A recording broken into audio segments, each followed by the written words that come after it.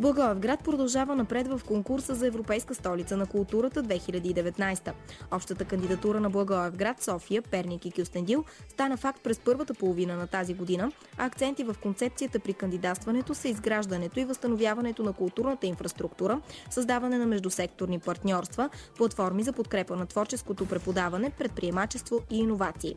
Във всеки от 4 града има сформирани екипи от културни и обществени дейци, които разработват проекти по кандидатурата. Мотото, което носи Благоевград в рамките на кампанията, е бъдеще незаменимо. То е насочено към младите хора в общината, както и към онези, които ще продължат развитието на културата в региона.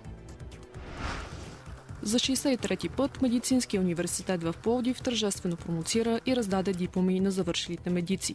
Пълните отличници са 3 и са удостоени с наградата Златен Хипократ.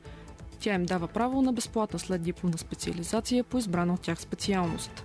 След 6-годишно обучение, магистърските си дипломи за лекари по медицина получиха 115 дипломанти. 2 от тях ще вземат стипендия до 1000 евро.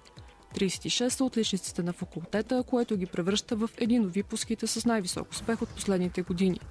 Промоция имаше и първия курс, чието обучение е изцяло на английски език.